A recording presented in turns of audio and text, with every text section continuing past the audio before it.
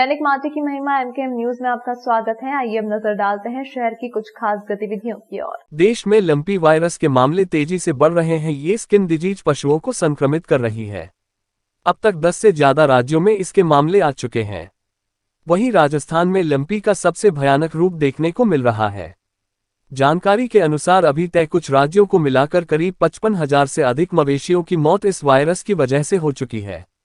वहीं केंद्र सरकार के साथ मिलकर राज्य सरकारें इसकी रोकथाम के लिए कदम उठा रही है, लेकिन इस बीमारी से जान गंवाने वाले मवेशियों की संख्या लगातार बढ़ रही है। कई राज्यों में इस बीमारी के बढ़ते मामले अब किसी बड़े खतरे की ओर इशारा कर रहे हैं, लेकिन ऐसे में तराना में अब पशु चिकित्सक इस भयानक बीमारी के चलते एवं जिलाधीश के आदेश के बाद पशु चिकित्सालय में रोजाना अपनी ड्यूटी को अंजाम दे रहे हैं। वहीं नगर में कई सालों से गौमाता की सेवा में लगे युवा अपनी गौसेवा मंडली के साथ मिलकर लगातार गौमाता की सेवा में लगे हुए हैं। वहीं तराना की इस गौसेवा मंडली द्वारा बताया गया कि रविवार को करीब 32 गौमाताओं को वैक्सीनेशन करवाया गया है। वहीं जिन गौमाता का वैक्सीनेशन हो गया है उन्हें चिन्हित करने के लिए उनके सिंग पर मार्क किया जा रहा है, ताकि उन गौमाताओं को डबल से वैक्सीनेशन न हो। वहीं गौसेवा मंडली के आदित्य परमार एवं शेरू जाट ने बताया कि गौसेवा मित्र मंडली द्वारा कई वर्षों से गौमाताओं की सेवा की जा रही है। अभी वर्तमान में लंपी वायरस नामक भयानक बीमारी के चलते गौमाताएं इसकी चपेट में ज्यादा आ रही है, तो ऐसे में गौसेवा मंडली की जवाबदारी और बढ़ जाती है कि हमें और ज्यादा सेवाभाव के साथ गौमाता की सेवा में लगे रहना है। साथ ही उन्होंने यह भी कहा कि नगर या आसपास के ग्रामीण क्षेत्रों में कहीं भी अगर गौमाता बीमार अवस्था में दिखाई दे तो तुरंत गौसेवा मंडली के किसी भी सदस्य से संपर्क करें। उनके द्वारा तुरंत ही गौमाता के इलाज एवं देखरेख के लिए उचित व्यवस्था की जाएगी। गौमाता की सेवा में डॉक्टर के राय पशु चिकित्सक, रानी मांझी फील्ड ऑफिसर, भगवान सिंह ड्रेसर सहित गौसेवा मंडली तराना के शेरू जाट, आदित्य परमार, तुषार निर्निया, राहुल निर्निया, प्रणव जोशी, विनायक गर्ग, प्रणव मित्तल, लखन पाटीदार, श्याम सिंह पनवार, गौसेवक राम राठौर सहित अन्य युवाओं द्वारा गौमाता की सेवा करने में सराहनीय भूमिका रहती है। तराना से सैयद नियामत अली की रिपोर्ट।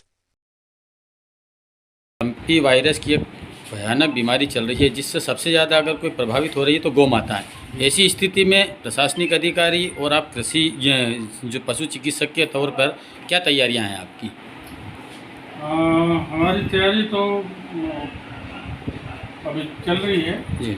और अभी हमको फ़िलहाल में 3 दिन पहले मतलब गौशालाओं के लिए वैक्सीन उपलब्ध हो गई है। और इसके बाद हमने अपने तहसील में जो 3 एक्टिव गौशाला हैं, एक कचनारिया है, एक पिपले बाजार है और एक कढ़ाई है, तो कुल मिला के मतलब 900 के करीब जानवर हैं तीनों गौशाला मिला के, और इन सबका वैक्सीनेशन परसों कर दिया गया है। और अभी हमको फ़िलहाल गौशालाओं के लिए वैक्सीन उपलब्ध हो पाई है शासन की तरफ से। और हमको ये बताया गया है कि गांव के लिए और जो बेसहारा जानवर हैं इनके लिए 1 हफ्ते से 8 दिन के अंदर मतलब कि संभावना है कि वैक्सीन उपलब्ध हो जाएगी। तो नगर में भी प्रमुख चौराहों पर या प्रमुख मार्गों पर गौ माताएँ का डेरा लगा रहता है, ऐसी स्थिति में उनकी क्या व्यवस्था की जाएगी?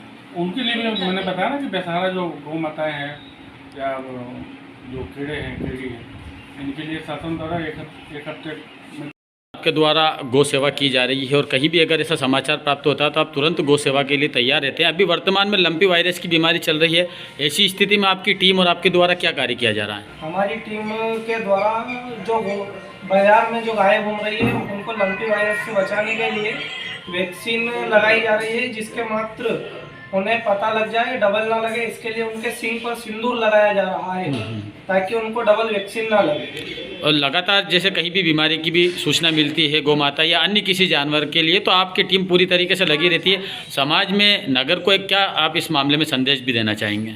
आपके या किसी के भी घर के सामने किसी गौ माता को कुछ हो तो आप संपर्क करें। हॉस्पिटल में किसी को भी फ़ोन लगाते हैं तो सब आपके लिए तत्पर है। आगे की क्या रूपरेखा रहेगी अभी जो बीमारी चल रही है उसको लेके? आगे उसको तो अभी वैक्सीन लगाना, उसके लिए भी बहुत तैयार है अगर कुछ आगे देखा जाएगा तो।